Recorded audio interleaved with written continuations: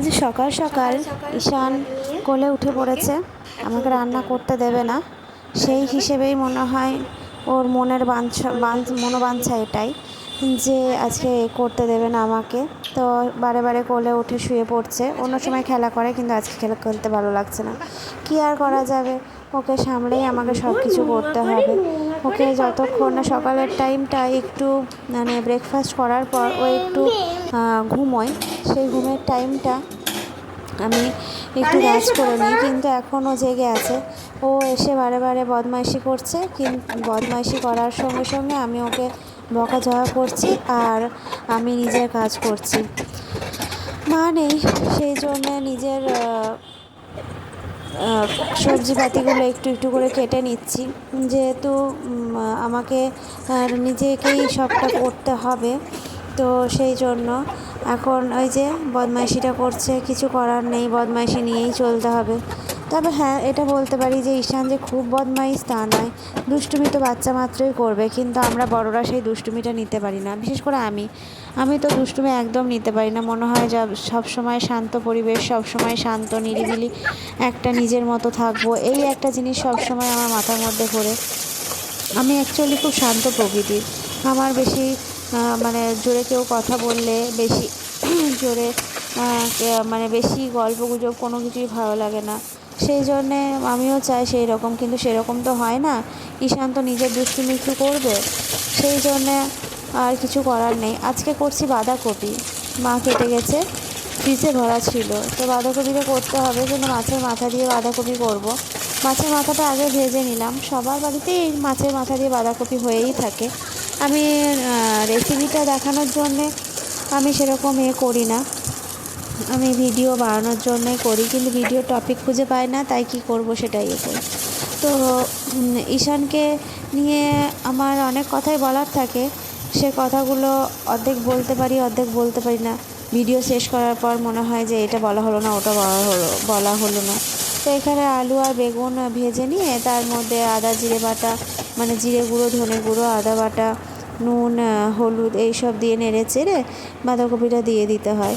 বাঁধাকপি মোটামুটি সবাই রান্না করতে পারে, তবে আমাদের বাড়িতে বাঁধাকপিটা মাছের মাথা দিয়ে খেতে খুব ভালোবাসে। আমার হাজব্যান্ডও খুব ভালোবাসে।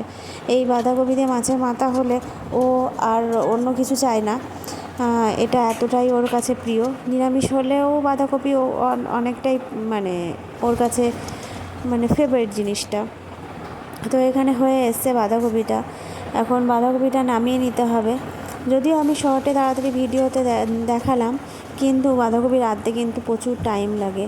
সত্যি কথা, বাঁধাকপি খেতে যেমন টেস্টি, সেরকম করতেও কিন্তু তার ঝামেলা আছে, ঝক্কি আছে।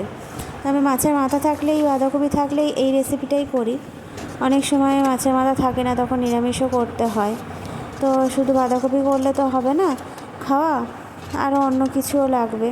তাই একটু কড়াইটা ধুয়ে নিজের মতো আর কি পরিষ্কার টরিষ্কার করে নিই। কড়াই ধুয়ে যদি না মুছে বসায়, কড়াইটা আরও পুড়ে যাবে। আমার মা বলে কড়াই ধুয়ে ভালো করে পরিষ্কার করে আবার আরেকটা রান্না বসাতে হয়, তাহলে নাকি কড়াই কম পোড়ে। যাই হোক, এবার বাকি রান্নাটা করে নিই, কারণ এদিকে ঈশান যদি উঠে পড়ে তখন আবার ঈশানের পেছনে দৌড়াদৌড়ি। এখানে মাছ ছিল, সেই মাছগুলো করে নিচ্ছি। আমি এই বাটা মাছগুলো ভালোবাসি বলে বাটা মাছ হচ্ছে, আর বড় মাছটা একটা ঈশানের আর একটা ওর বাবার।